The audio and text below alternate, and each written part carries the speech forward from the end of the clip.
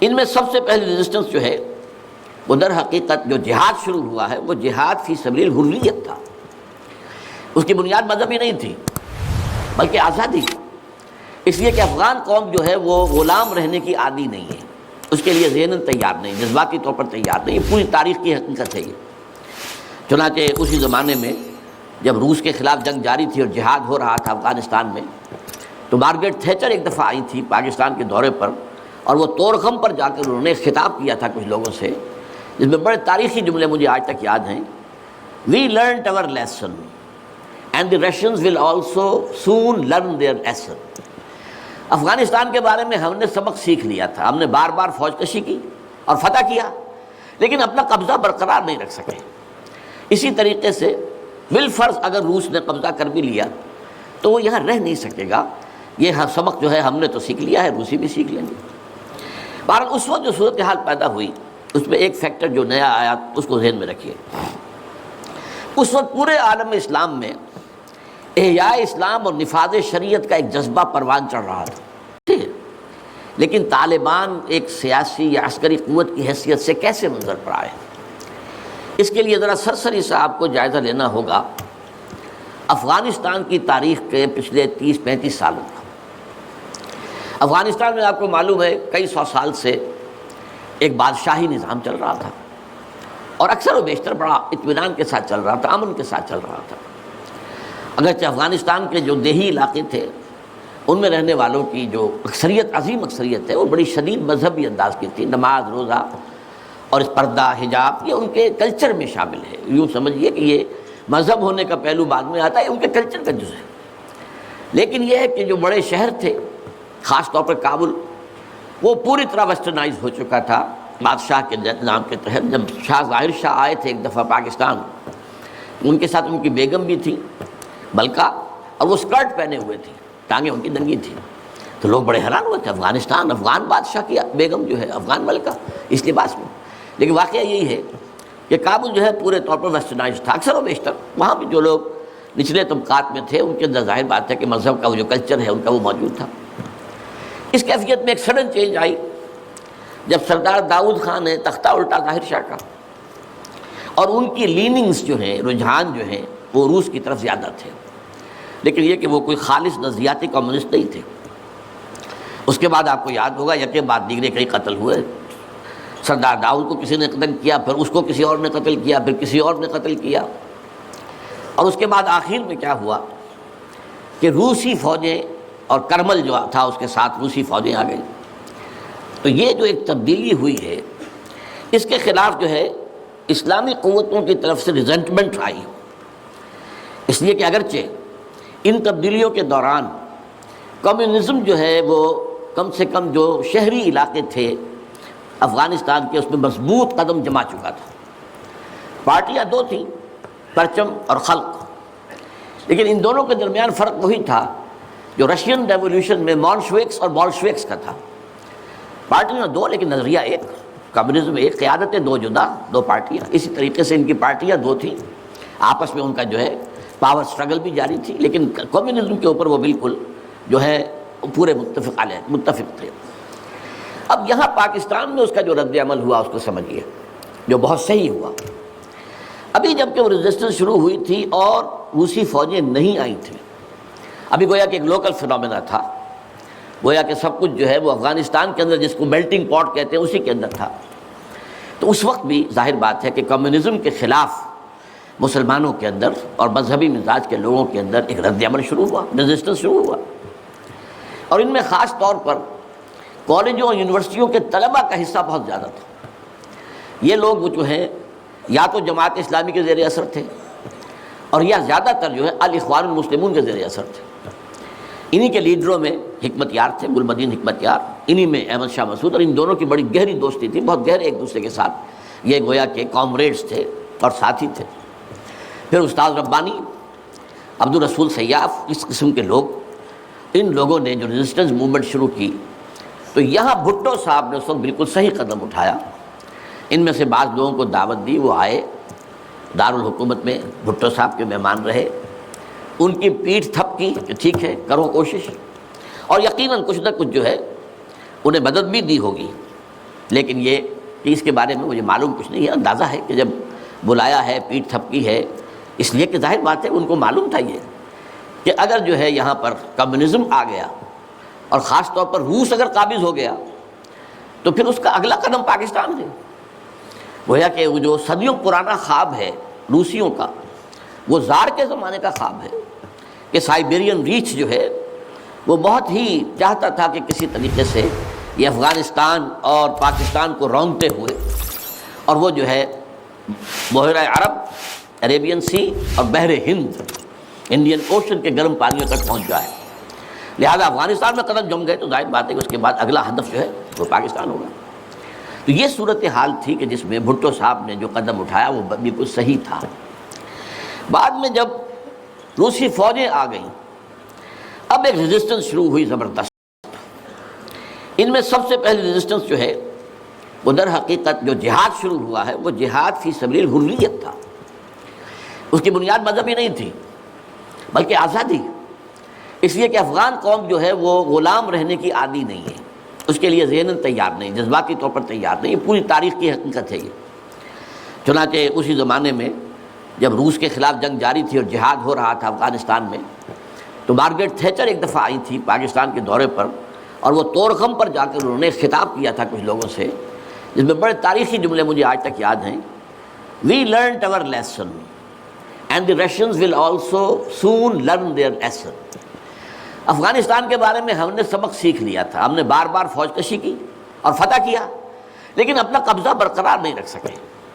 اسی طریقے سے بالفرض اگر روس نے قبضہ کر بھی لیا تو وہ یہاں رہ نہیں سکے گا. یہ سبق جو ہے ہم نے تو سیکھ لیا ہے، روسی بھی سیکھ لیں گے. بہرحال اس وقت جو صورتحال پیدا ہوئی اس میں ایک فیکٹر جو نیا آیا اس کو ذہن میں رکھیے. اس وقت پورے عالم اسلام میں احیاء اسلام اور نفاذ شریعت کا ایک جذبہ پروان چڑھ رہا تھا. یہ جذبہ شروع ہوا ہے کب؟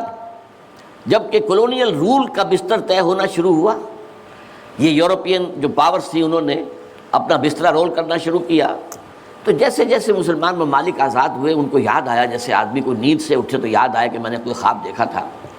یاد آیا کہ ہمارا بھی تو ایک نظام ہوتا تھا نا، یہ انگریزوں کے آنے سے پہلے یا بلندیزیوں کے آنے سے پہلے یا فرانسیسیوں کے آنے سے پہلے یا اطالویوں کے آنے سے پہلے یا اسپینیئرز کے آنے سے پہلے یہ آخر ہمارا ایک نظام تھا.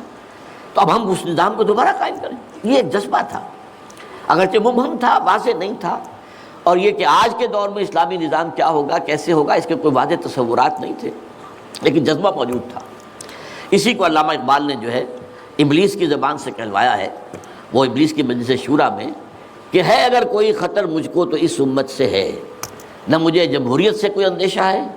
ہم نے خود شاہی کو پہنایا جمہوری لباس، یہ تو ہم نے خود ہی اس کو ایک لباس اڑا دیا ہے شاہی کو اور اسے جمہوریت کا رنگ دے دیا ہے. وہ انڈیویجول ساورنٹی کی بجائے پاپولر ساورنٹی، کلیکٹیو ساورنٹی، وہ شرک جو کا تو ہے، کفر جو کا تو ہے. اور نہ مجھے اشتراکیت سے کوئی اندیشہ ہے. کب ڈرا سکتے ہیں مجھ کو اشتراکی کوچہ گرد؟ ہاں ہے اگر کوئی خطر مجھ کو تو اس امت سے ہے جس کی خاکستر میں ہے اب تک شرار آرزو.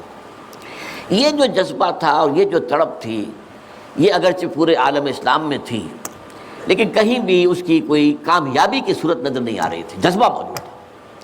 اس وقت ایسا ہوا کہ جہاد افغانستان کو ایک تو اس جذبے نے سپورٹ کیا اور یہ جذبہ کھنچ کر آیا کہ شاید ہاں افغانستان کے اندر اب یہ کام عملاً ہو جائے گا. اس لیے پوری دنیا سے لوگ آئے، والنٹیئرز آئے، انہوں نے جانیں دی، انہوں نے وہاں پر محنتیں کی. اپنے کوئی انڈونیشیا سے چلا آ رہا ہے، کوئی برما سے چلا آ رہا ہے، کوئی فلسطین سے چلا آ رہا ہے، کوئی فلپائن سے چلا آ رہا ہے، کوئی تھائی لینڈ سے چلا آ رہا ہے، کوئی سعودی عرب سے چلا آ رہا ہے، کوئی مصر سے چلا آ رہا ہے، کوئی لیبیا سے چلا آ رہا ہے، کوئی چچنیا سے چلا آ رہا ہے. یہ سارے لوگ آئے وہاں اس لیے کہ جذبہ یہ کہا گیا کہ یہ جہاد فی سبیل اللہ ہے. میں واضح کر چکا ہوں کہ میرے نزدیک وہ جہاد فی سبیل اللہ نہیں تھا. جہاد فی سبیل اللہ کی جو شرائط ہیں وہ یہ ہے کہ پہلے دعوت اور اس میں اتمام حجت، پھر جو دعوت کو قبول کریں انہیں منظم کرنا، ڈسپلن آرگنائزیشن میں لانا، ایک امیر کے تابع ہو کر اس سے بیعت کر کے، اور پھر یہ کہ ان کی تربیت، ان کا تزکیہ یہ ہو کہ دل میں سوائے اللہ کی رضا کے کوئی اور جذبہ باقی نہ رہ جائے. یہ مال و دولت دنیا یہ نہیں، کچھ نہیں، نہ حکومت نہ سیادت، صرف اللہ کی رضا. اور یہ کہ جذبہ اتنا ابھر آئے کہ تن من دھن حتیٰ کہ جان دینے کے لیے تیار ہو جائے. یہ ساری شرائط ہیں جہاد فی سبیل اللہ کی. ظاہر بات ہے کہ وہاں پر تو جو ایک دم حملہ ہو گیا اور روسی فوجی آ گئے تو نہ ان کاموں کا موقع تھا نہ اس کے لیے وقت تھا. وہ لوگ کھڑے ہو گئے. یہ جہاد فی سبیل الحریت تھا، آزادی کا جہاد. اور مسلمان جب آزادی کا جہاد کرتا ہے تو وہ بھی جہاد فی سبیل اللہ ہی کی ایک قسم ہے، جائز جہاد ہے، اس میں جان دینا بھی شہادت ہے. اگرچہ وہ جو ایک مثبت جہاد فی سبیل اللہ وہ تو ہمیں سیرت صحابہ اور سیرت النبی صلی اللہ علیہ وسلم میں اس کا پورا نقشہ ملتا ہے. بہرحال ایک تو یہ کہ وہ کشش ان کو کھینچ کر لائی. دوسری طرف امریکہ نے وہ یہ چاہتا تھا کہ اسے نظر آ گیا کہ روس سے ایک تو جو بڑا پرانا اکاؤنٹ ہے، یعنی یہ کہ جو ویتنام میں روسیوں کے ہاتھوں شکست کھائی تھی امریکہ نے اور بھاگا تھا وہاں سے، تو گویا کہ اس کا بدلہ لینے کا یہ سنہرا وقت آ گیا ہے. اس سے بھرپور فائدہ اٹھایا جائے. اور یہ کہ اگر ہو سکے تو شاید اس حد تک بھی ان کے خیال میں ہو کہ یو ایس ایس آر کو ختم کر دیا جائے. میرے خیال میں ایسا نہیں تھا، وہ یہ نہیں سمجھتے تھے کہ یو ایس ایس آر ختم ہو جائے گا، لیکن یہ کہ بہت کمزور ہو جائے گا اور یہ کہ اس کی بلیڈنگ ہو جائے گی. اس کے لیے اس نے اس جہاد کا غلغلہ دوسروں سے بڑھ کر، مسلمانوں سے بڑھ کر جو ہے دنیا میں بلند کیا اور ان جہادی لیڈروں کا کردار بنایا پوری دنیا میں. ان کی شخصیت کی امیجز بنائی ہیں. احمد شاہ مسعود کو دی لائن آف پنشیر پوری دنیا کے اندر اس کے بارے میں جو ہے وہ دھاک بٹھائی گئی تاکہ یہ لوگ زیادہ سے زیادہ لوگ آ جائیں، والنٹیئر مل جائیں. ہمارا آدمی تو کوئی نہیں مرے گا، ہم تو پیسے دیں گے اور ہتھیار دیں گے، مریں گے یہ مسلمان مریں گے، چاہے وہ افغان ہیں چاہے باہر سے آنے والے ہیں. تو وہ جو غلغلہ جہاد کا تھا اور اس میں گویا کہ ایک طرح سے امریکہ کے اس ایجنڈے کو نہ جانتے ہوئے نہ سمجھتے ہوئے گویا کہ لا علمی میں جو تقویت پہنچائی وہ ایسے لیڈروں نے جن میں بن لادن بھی ہیں. وہ جہاد کے لیے لوگوں کو کھینچ کر علم باری سے لے کر آئے. ان میں عبداللہ ابن عزام بھی تھے شہید رحمۃ اللہ علیہ. انہی میں عمر عبد الرحمن ہے جس وقت امریکہ کی جیل میں پڑے ہوئے. یہ سب لوگ کیا تھے؟ جہاد کے نام پر دنیا سے لوگوں کو لے کر آ رہے تھے اور اس میں گویا کہ نہ جانتے ہوئے ان نوئنگلی وہ امریکہ کے اعلی کار بن رہے تھے. بہرحال اس میں نتیجہ جو نکلا، مجاہدین جب مجاہدین کو فتح ہو گئی، ظاہر بات ہے اس میں دونوں فیکٹرز ان میں رکھیے. صرف مجاہدین کی سرفروشی اور جانفشانی نہیں، امریکہ کے ہتھیار نے یقیناً اس میں ایک بڑا ڈیسائسو رول پلے کیا. خصوصاً تازہ ترین ہتھیار اسٹنگر میزائل جسے دنیا جانتی نہیں تھی وہ دے دیا. اور اصل میں جو روسی فوج جو ہے دل برداشتہ ہو کر بھاگی ہے اس میں اسٹنگر میزائل کا بہت بڑا دخل تھا، کیونکہ ان کا سب سے بڑا ہتھیار تھا جو وہ گن شپ ہیلی کاپٹرز لے کر آتے تھے. اور وہ ظاہر بات ہے جہاں پہاڑوں کے اوپر بھی مورچے لگائے ہوئے تھے وہاں ظاہر بات ہے ٹینک تو نہیں پہنچ سکتے تھے، کوئی اور بمباری وہاں کرنا مشکل تھی. تو یہ گن شپ بڑے جہازوں سے بہت نیچے آ کر بمباری بھی ممکن نہیں تھی. تو گن شپ ہیلی کاپٹر سے جو بمباری وہ کرتے تھے، فائرنگ کرتے تھے، وہ ان کا سب سے بڑا ہتھیار تھا. اور اس کو بالکل ختم کر کے رکھ دیا اسٹنگر میزائل نے. کہ میزائل آپ نے داغا ہے تو وہ یہ نہیں ہے کہ ہدف سے اگر نہ لگے ہدف پر تو ادھر ادھر ہو جائے گا، نہیں. جدھر وہ ہدف جائے گا اس کا پیچھا کرے گا، اس کے پیچھے پیچھے جائے گا، جدھر وہ مڑے گا ادھر وہ مڑ جائے گا. دلمال کفر ہے سودار، جیسے وہ کفر جو ہے جو رخ موڑ لے تم بھی رخ موڑ لو، اور وہ تباہ کر دیتا تھا گن شپ. تو یہ بہرحال جو بھی شکست ہوئی روس کو اور وہاں سے من چلا گیا، تو اس کے بعد امریکہ بھی فوری طور پر وہاں سے غائب ہو گیا. اس نے مجاہدین کے اندر گروپ بندی، باہمی کشاکش، یہاں تک کہ باہمی دشمنی کے بھی بیج بو دیے تھے. اور اس میں آئی ایس آئی بھی رول اس نے پلے کیا ہے. آئی ایس آئی یہ چاہتی تھی کہ یہاں کوئی ایک مضبوط ایسی حکومت نہ بن جائے کہ جس کو جو ہمارے پھر کنٹرول میں نہ رہے. لہذا آئی ایس آئی والوں کا جو بھی رول ہوگا نیتی سے پاکستان کے لیے.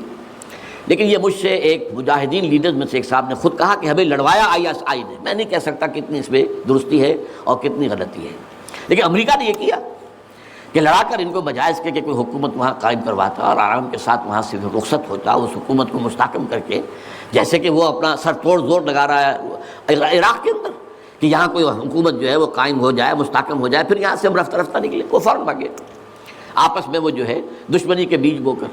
نتیجہ کیا نکلا؟ وہ جہاد فی سبیل اللہ فساد فی سبیل اللہ بدل گیا. وہ تباہی آئی ہے افغانستان پر جو پہلے نہیں آئی تھی، روسیوں کے ہاتھوں نہیں آئی تھی، خاص طور پر کابل میں. اصل تباہی و بربادی جو خانہ جنگی سے آئی ہے. اور اس کا ایک اور نتیجہ یہ نکلا کہ مختلف علاقوں میں وارڈ لارڈز نے اپنی چھوٹی چھوٹی حکومتیں ریاستیں قائم کر لی. وارڈ لارڈز ہتھیار ان کے پاس ہیں، اور وہ ہتھیار جو ہیں اس جنگ کے اندر امریکہ کے دیے ہوئے ان کے پاس بہت کافی جو ہے ابھی موجود تھے، ان کا اسلحہ خانہ تھا، تو اپنے علاقے معین کر لیے۔ اور وہاں یہ ہے کہ انہوں نے ٹیکس لینے شروع کی، جگہ ٹیکس، جو بھی گاڑی گزرے، بس گزرے، کوئی منی بس گزرے، کوئی ٹیکسی گزرے، ٹیکس دو۔ یہاں سے نکل کر اگلے میں گئے تو وہاں پھر ٹیکس دو، وہاں سے نکل کر اگلے کوئی وار لارڈ کا علاقہ گیا وہاں ٹیکس دو۔ اور نہ صرف یہ کہ ٹیکس، بلکہ وہ یہ بھی کہا جاتا ہے کہ وہ خوبصورت عورتوں کو بھی اتار لیتے تھے اور خوبصورت لڑکوں کو بھی اتار لیتے تھے۔ یہ جو صورتحال تھی، اس سے افغان لوگوں کا کہ ناک میں دم آ گیا، سخت پریشان ہو گئے۔ اچھا، یہ جو میں نے کہا ہے کہ یہ امریکہ نے یہ جو مجاہدین کی قیادت تھی اسے آپس میں لڑا کر پھر یہاں سے بھاگ جانے کے اندر غافل سمجھی، اس کی وجہ یہ تھی امریکہ کو اندیشہ تھا کہ یہ لوگ پڑھے لکھے جدید تعلیم یافتہ ہیں، یہ انجینئرز ہیں، گلبدین حکمت یار، احمد شاہ مسعود، استاد ربانی بڑے عالم ہیں، فاضل ہیں، عبدالرسول سیاب الازہر کے پڑھے ہوئے تھے، اسی طریقے سے صبغت اللہ جو ہیں وہ بھی بڑے عالم آدمی تھے اور پڑھے لکھے آدمی تھے، جدید تعلیم یافتہ بھی اور قدیم تعلیم یافتہ بھی۔ تو اس اعتبار سے انہیں اندیشہ تھا ان لوگوں کی حکومت بن گئی اگر تو یہ ایک ماڈرن اسلامک اسٹیٹ بنا دیں گے، اور یہ وہ شے ہے جو ہمارے لیے سب سے زیادہ خطرناک، سب سے زیادہ ناپسندیدہ معاملہ ہوگا، اس لیے کہ اگر واقعی کہ ماڈرن اسلامک اسٹیٹ وجود میں آ گئی تو ہمارے نظام کا خاتمہ ہو جائے گا۔ وہ تو یہ کہ سورج طلوع ہوتا ہے تو تاریکی تو جائے گی، رات کو تو جانا ہی جانا ہے، وہ تو جب تک سورج طلوع نہیں ہوتا رات کی تاریکی ہے، یہ انہیں اندازہ تھا خوب۔ بہرحال اس لیے انہوں نے خاص طور پر ان کو آپس میں لڑایا بھی۔ اس کے بعد یہ ہے کہ جب افغانستان کے لوگوں کے ناک میں دم آ گیا تو اب یہ ایک مرد مجاہد ملا عمر کھڑا ہوا، وہ کوئی بڑا عالم دین نہیں بلکہ پوری طرح جو ہے وہ تعلیم یافتہ بھی نہیں ہے، عربی مدارس وغیرہ سے، اور ان کے ساتھ عربی مدارس کے طلباء طالبان وہ کچھ کھڑے ہو گئے، کمر کس لیے کہ اب یہاں کسی طرح امن قائم کیا جائے۔ یہ پکار ایسی تھی کہ جو گویا کہ افغانوں کے دل کی پکار تھی، تنگ آئے ہوئے تھے ان وار لارڈز سے اور ان کے مظالم سے اور ان کے استحصال سے، لہذا وہ جہاں گئے ان کا استقبال ہوا۔ بہت سے لوگوں نے اپنے ہتھیار ان کے حوالے کر دیے، یہاں تک کہ گلبدین حکمت یار جو بالکل کابل کے پاس پڑا ہوا تھا اپنی فوجیں لے کر، اور گویا کہ وہ کسی فائنل اسالٹ کی تیاری میں تھا، جب یہ آئے ہیں تو اس نے راستہ دے دیا اور خود پیچھے ہٹ گیا۔ اس طریقے سے یوں سمجھیے کہ در حقیقت افغانستان میں ان طالبان کی حکومت جو ہے یہ گاڈ گیون ہے۔ وہ جو ایک شعر ہے کہ خود بخود تیار ہے پکے ہوئے پھل کی طرح، دیکھیے گرتا ہے آخر کس کی جھولی میں فرنگ۔ تو یہ حالات نے اس درجے صورت اختیار کر لی تھی کہ یہ طالبان کو کوئی ریزسٹنس نہیں ملی اور ان کی جو ہے ایک حکومت قائم ہو گئی، بلکہ یہ گویا کہ اللہ تعالیٰ کی جو ہے حکمت کا ایک ظہور ہوا ہے۔ اس میں امریکہ نے اور امریکہ کے کہنے پر پاکستان نے، سعودی عرب نے، امارات نے طالبان کو سپورٹ کیا۔ بے نظیر کی حکومت تھی، کہاں بے نظیر جیسے سیکولر ذہن کی اور آزاد خیال قسم کی عورت، کہاں طالبان مولوی ملاٹے ان کے خیال کے مطابق۔ سعودی عرب نے امریکہ کے حکم سے مدد دی، امارات نے مدد دی، پاکستان نے تسلیم کر لیا، سعودی عرب نے تسلیم کر لیا اور امارات نے تسلیم کر لیا۔ ان کی جو ہے ایمبیسیڈرز وہ آ کر یہاں بیٹھ گئے۔ اس کی وجہ کیا ہے؟ امریکہ سمجھتا تھا یہ ٹھیک نہیں، یہ ملا ملاٹے ہیں، انہیں کوئی دنیا کا تو علم ہے نہیں، یہ جانتے ہی نہیں، لہذا ان سے کھیلنا آسان ہے، انہیں ہم اپنی انگلیوں پر نچائیں گے، ان کو کٹ پتلی بنا لیں گے۔ اس پہلو سے انہوں نے کہا کہ یہ اچھا ہے، یہ لوگ اگر آ جائیں تو ٹھیک ہے، وہ خطرہ نہیں ہے کہ یہاں کوئی ایک ایسا اسلامی نظام سامنے آ جائے جو جدید دنیا کے تمام تصورات اور تقاضوں کو بھی پورا کرتا ہو اور کتاب و سنت کے تقاضوں کو بھی پورا کرتا ہو، اس کا کوئی اندیشہ نہیں ہے، لہذا انہیں مدد دی۔ لیکن ہوا کیا؟ دو کام ایسے ہوئے ہیں کہ ایک تو افغانستان کے 90% علاقے پر قبضہ جو ہوا تو امن، کلی امن، چوری ختم، ڈکیتی ختم، زنا بالجبر ختم، زنا ختم، تو اب آنکھیں کھل گئی امریکہ کی، یہ کیا ہو رہا؟ اور ملا عمر کے ایک حکم پر پاپی کی کاشت زیرو۔ اب یہ ہے کہ کفر کے ایوانوں میں پوری دنیا میں خطرے کی گھنٹیاں بجیں۔ یہ معاملہ کیا ہے؟ نارضت عشق کے خونی جگرے پیدا شد، حسن لرزید کے صاحب نظرے پیدا شد۔ یہ تو ہم جس سے ڈر رہے تھے، جس کا ہمیں خوف تھا، جس کا ہمیں اندیشہ تھا، وہ تو حقیقت سامنے آ رہی ہے۔ ابھی تو پورا نظام کی کوئی بات نہیں ہے، ابھی تو انہوں نے چند سزائیں نافذ کی ہیں، اس سے زیادہ تو ابھی ان کا کانسیپٹ بھی کوئی نظر نہیں آیا۔ ہم خود جب گئے ہیں وہاں پر، میں ایک وفد لے کر گیا ہوں، تو نہ ان کے ذہن میں کوئی سیاسی نظام کا کوئی واضح تصور تھا، نہ میں نے ان سے پوچھا آپ کی کوئی پارلیمنٹ مجلس شورا مجلس سے ملی کہ نہیں کوئی نہیں ہے، نہ کوئی معاشی نظام کا ان کے سامنے نقشہ تھا۔ میں نے پوچھا کہ آپ کے یہاں بینک ہیں کہ نہیں ہے، میں نے کہا آپ اپنا پیسہ کہاں رکھتے ہیں، ہمارے پاس پیسہ ہے ہی نہیں۔ مطلب یہ کہ یہ کوئی نظام کی بات تھی نہیں، لیکن یہ کہ چوری کا ہاتھ کاٹنا، زنا کی سزا دینا، رجم کرنا، قتل کے بدلے قتل علی الاعلان میدان کے اندر، اور سر جو ہے قلم کرنا یا سینے کے اندر۔ ایک صاحب نے جو کہ آئی وٹنس تھے، انہوں نے دیکھا تھا کہ ایک شخص نے ایک دوسرے شخص کو قتل کیا سینے میں خنجر بھونک کر، اب اس کو پکڑ کر رسیوں سے باندھ کر لا کے ڈال دیا گیا اسٹیڈیم کے اندر، کھلا اور ٹھٹ لگے ہوئے لوگوں کے دیکھ رہے ہیں، اور اس کی بیوی سے، مقتول کی بیوی کے ہاتھ میں خنجر دے کر کہا گیا بھونکو اس کے سر، اس کے سینے کے اندر، اس نے کیا۔ اب یہ جو مناظر ہیں ان کو دیکھنے کے بعد کیا کہیں کوئی جرم رہ جائے گا؟ جیسے کہ اس سے پہلے بھی تھا معاملہ دنیا کے سامنے کہ سعودی عرب جو ہے وہ کرائم فری ایک معاشرہ بن گیا تھا جب سے وہاں پر اسلامی جو حدود اور تعزیرات نافذ ہوئی۔ یہ معاملہ انہوں نے دیکھ لیا کہ یہ تو ہو گیا، تو اس اعتبار سے ان کو جو ہے اب بڑی شدید خطرے کی بات ہوئی۔ البتہ یہ ضرور نوٹ کر لیجئے کہ اس ابتدائی عرصے میں طالبان سے کچھ غلطیاں بھی ہوئیں۔ پہلی بات تو یہ کہ نہ ان کی کوئی تعلیم ہوئی تھی، نہ تربیت ہوئی تھی، نہ تنظیم ہوئی تھی، نہ کوئی ڈسپلن قائم تھا، یہ تو موب تھا، لہذا ان سے بڑی بڑی غلطیاں ہوئیں۔ مثلاً مزار شریف میں ایران کے سفارت خانے پر حملہ کیا، سفارتکاروں کو قتل کر دیا۔ پھر یہ کہ ان کے اندر مذہبی شدت پسندی بہت تھی، کٹر حنفیت، اور اس کے اندر کچھ نہ کچھ تشدد کا ایلیمنٹ بھی۔ ظاہر بات ہے ان عام لوگوں کے، ان پڑھ لوگ، اب ان کے ذہن میں جو چیزیں تھیں، داڑھی جو ہے سنت مؤکدہ ہے، نہیں رکھتا اس کو سزا دو، اور حجام جو ہے اس کا سر قلم کر دو اگر وہ شیونگ کرتا ہے تو۔ اسی طریقے سے پردے کا شدت کے ساتھ نفاذ کیا گیا، عورتیں باہر کیوں نکلیں، اپنے گھروں میں رہو، یا یہ کہ پورا برقع لے کر نکلو، جو بھی آپ کے ہاں دنیا بھر میں شٹل کاک جس کو کہتے ہیں وہ جو ایک خیمے کی شکل میں ہوتا ہے تو وہ لے لو۔ تو اس حوالے سے تشدد پسندی بھی ہوئی ہے، اور کچھ غلطیاں بھی ہوئی ہیں، کچھ زیادتیاں بھی ہوئی ہیں، اور کچھ انتہائی تنگ نظر مذہبیت بھی ہوا۔ یہ حقائق ہیں جو ہمیں ماننے پڑیں گے۔ اب جب پوری دنیا کے اندر یہ ایک خطرے کی گھنٹیاں بج گئیں عالم کفر کے اندر کہ نارض عشق کہ خونی جگر پیدا شد، وہ تو آ گیا، خونی جگر رکھنے والا وہ تو سامنے آ گیا، وہ خطرہ جس سے ہم ڈر رہے تھے، کانپ رہے تھے۔ اس لیے کہ آپ کو معلوم ہے کہ جب USSR کا خاتمہ ہوا ہے اور اس کے بعد جو ہے نیٹو کو اثر نو آرگنائز کرنے کی باتیں شروع ہوئیں، توسیع کی شروع ہوئی، تو کسی سے نے پوچھا نیٹو چیف سے، گورنر ان چیف سے، کہ اب آپ کس کے لیے، آپ کا جو دشمن تھا جس کے لیے آپ نے سارے دھندے بنائے تھے، سیٹو بھی تھا، سینٹو بھی تھا، اور نیٹو بھی تھا، اور سب سے بڑا معاملہ نیٹو کا تھا، تو اب تو تمہارا وہ دشمن ختم ہو گیا، تمہارے سامنے، تمہارے گھٹنوں میں، تمہارے قدموں میں پڑا ہوا ہے، تم سے مدد کی بھیک مانگ رہا ہے، تو تمہیں کیا خوف ہے؟ تو انہوں نے کہا ہمیں اب اسلامک فنڈامنٹلزم کا خطرہ ہے۔ اس کے لیے گویا کہ they started to gird up their loins، اپنے جو ہے کمر کسنے کے لیے انہوں نے پروگرام بنا لیا۔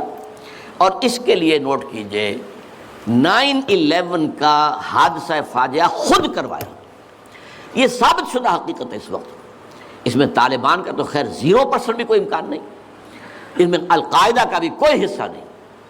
یہ ضرور معلوم ہوتا ہے کہ ان میں جن لوگوں کو انہوں نے اپنے آگے رکھ لیا تھا دنیا کو دکھانے کے لیے، کچھ نوجوان قسم کے جو پائلٹس تھے جنہوں نے چھوٹے چھوٹے جہازوں پر، چڑیوں جیسے جہازوں پر تربیت حاصل کی تھی، دکھانے کے لیے یہ انہوں نے کیا ہے۔ ان میں سے کسی کا تعلق غالباً کوئی تعلق تھا جو کہ اسامہ ابن لادن کے ساتھ، جس پر کہ ان کو اس نے یہ کہہ دیا تھا کہ عنقریب ایک بہت بڑا واقعہ ہوگا، بس اس حد تک بات صحیح ہے، باقی قطعاً کوئی نہ اسامہ ابن لادن کا حصہ۔ یہ کروایا موساد نے، نیو کونز نے، CIA نے۔ کیوں کروایا؟ اس لیے کہ ان کے سامنے اب افغانستان کے اندر ایک بہت بڑی فوج کشی کرنے کے لیے ایک بہت بڑی طاقت کی ضرورت ہے، اور یہ بہت بڑی طاقت جو ہے اس کے لیے امریکہ کا جو پبلک اوپینین ہے تیار نہیں ہوگا جب تک کہ اتنا بڑا کوئی حادثہ نہ ہو جائے، اور دنیا کی بھی بڑی کولیشن نہیں بنے گی جب تک کہ اتنا بڑا کوئی حادثہ نہ ہو جائے۔ یہ انہوں نے خود کرایا، اس لیے کہ اس سے پہلے یہ ایک اور بات جو ہے وہ بیچ میں آ گئی ہے لیکن میں بیان کر دوں کہ یہ تو 90s کے اندر، لیٹ 90s میں بات ہو گئی تھی کہ امریکہ میں جو ٹاپ کے تھنک ٹینکس تھے وہ سوچ رہے تھے کہ 21ویں صدی میں امریکہ اس گلوب کی سپریم سپر پاور کیسے رہے، اپنی اس پوزیشن کو جو حاصل ہو گئی اس وقت اور بھی مضبوط کرے۔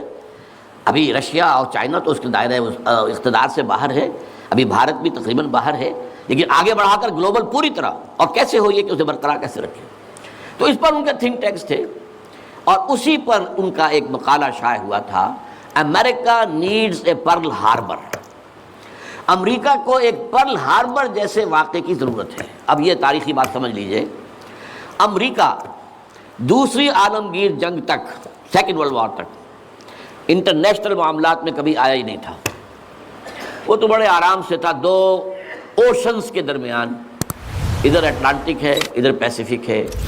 ظاہر بات ہے کہ ان قریب کوئی دشمن ہے ہی نہیں، لہذا اسے تو اپنا معیار زندگی بہتر بناؤ، اپنے حالات بہتر بناؤ، اپنے انوائرمنٹ بہتر بناؤ، اپنا یہ کرو اپنا وہ کرو بس. سیکنڈ ورلڈ وار میں بڑی شدید ضرورت پیدا ہوئی الائز کو، جب جرمنی اور جاپان جو ہے ان کا بھرکس نکال رہے تھے کہ کسی طرح امریکہ کو آمادہ کیا جائے. چرچل بھی گیا، اس نے بھی خوشامدیں کی، یہ بھی کہا جان لو اگر ہم ختم ہو گئے تو نیکسٹ باری تمہاری ہوگی، پھر یہ نازی جو ہے تمہیں چھوڑیں گے نہیں. پھر بھی وہاں کی پبلک اوپینین جو ہے موبلائز ہونے کو تیار نہیں تھی. اب اس کے اوپر ایک کام یہ ہو گیا، جاپانیوں نے بہت بڑا بلنڈر کیا. پرل ہاربر پر ایک بہت دور دراز کی وہ بندرگاہ تھی جہاں امریکہ کا ایک بہت بڑا جو نیوی کا بیس تھا، اچانک اس پر حملہ کیا. بے شمار ان کے جہاز جو ہے غرق کر دیے، بے شمار لوگ مارے گئے، اور بے شمار لوگ جو ہیں وہ زخمی ہوئے یا یہ کہ معذور ہوئے. اس پر غصہ چڑھا ہے امریکہ کو، اور وہ سویا ہوا شیر جاگا ہے، اور اس پر پھر وہ سیکنڈ ورلڈ وار میں آیا میدان میں. اور ظاہر بات ہے کہ جرمنی کو شکست اسی نے دی ہے، اور یہ ہے کہ اسی کی فوجیں تھی کہ جو اتری ہیں نارمنڈی کے ساحل کے اوپر، اور اس کے بعد جو ہے پاسا پلٹا جنگ کا. تو اس اعتبار سے یہ خیال کیا گیا کہ کوئی نہ کوئی پرل ہاربر جیسا حادثہ اگر نہیں ہوگا تو امریکن پبلک اوپینین نہیں کھڑی ہوگی، نہ وہ خرچ جو ہے وہ اس کے لیے منظوری دینے کو تیار ہوں گے. آخر billions and billions and billions کا معاملہ ہوتا ہے، یہ کوئی ملینز کا تو نہیں ہوتا. لہذا اس کے لیے ظاہر بات ہے کہ وہ کانگریس اور سینیٹ اور یہ سب جو ہے یہ اگر اس کے لیے منظوری دیں تبھی تو ہوگا نا. تو امریکہ نیڈز اے پرل ہاربر، یہ بات ذہن میں رکھیے. اس لیے انہوں نے خود وہ پرل ہاربر امریکہ میں کرایا، اور اس میں پھر پوری دنیا میں دہشت گردی کا خطرہ اور دہشت کا خوف، اور سب سے بڑھ کر امریکہ میں جو سیکیورٹی میجرز لیے گئے ہیں امریکہ میں، ان کا آپ تصور نہیں کرتے. بلینز اور بلینز آف ڈالرز جو ایک شخص کی طرح سے لی جا رہی ہے. فون ٹیپ کرنے کی بھی اجازت دے دی گئی، جو امریکہ میں نہیں تھا. وہاں جو پرسنل آزادیاں تھیں، انفرادی آزادیاں، ان کا بڑا چرچا تھا، وہ تو ان کا بڑا چیمپئن تھا. لیکن یہ کہ سارا جو ہے ان کی پرائیویسی کا بھی بیڑا غرق، ان کا یہ سب کچھ، ان کے اوپر پابندیاں، اور جو کچھ بھی باہر سے آنے والے ہیں ان کا جس طریقے سے وہ اپنے ایئرپورٹس کے اوپر جو ہے تقریباً نیم برہنہ کر کے ان کی جو ہے تلاشی لینا، یہ سارا کچھ، اور اس پر جو انہوں نے اپنے پورا نظام بنایا انٹیلیجنس کا اور معلومات پہنچانے کا، اس کے اوپر ان کا بے شمار خرچ ہوا. بہرحال اس میں عیسائیوں کی صلیبی جنگ کا جذبہ بھی شامل کر دیا گیا. ایک امریکہ کی supreme soul, supreme power on earth ہونے کا مقصد. نمبر 2، صلیبی جنگ کا جذبہ سویا ہوا، اسے بھی جگایا. یہ بش نے بھی کہا تھا، لیکن بعد میں اس نے کہا غلطی ہو گئی، اس نے وہ لفظ واپس لیا تھا، کروسیڈ. لیکن یہ ہے کہ فلاڈلفیا، یہ جو امریکہ کا ایک اہم شہر ہے، وہاں سے ایک شائع ہوتا ہے ماہنامہ فلاڈلفیا ٹرمپٹ. اس کے مدیر نے، یہ پروٹیسٹنٹس کا ہے، اور جو ایونجلسٹ کہلاتے ہیں وہاں پر، جو کہ خاص طور پر پرچارک ہیں انجیل کے، یہ ان کا رسالہ ہے.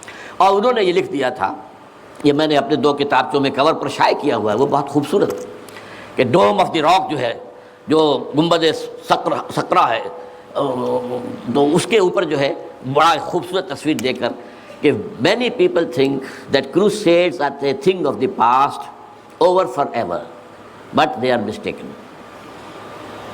تو دنیا میں تیاری ہو رہی ہے لاسٹ کروسیڈ کی، یہ اس کے اپنے الفاظ ہیں. اور یہ پورا ایک مکتبہ فکر ہے، ایک پورا ان کا جو ہے بہت آبادی کے اندر بہت انفلوئنشل حصہ ہے.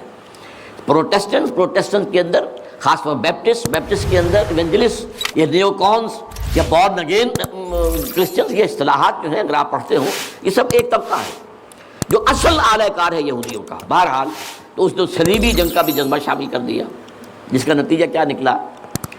تاریخ انسانی کی عظیم ترین کولیشن بنی ہے.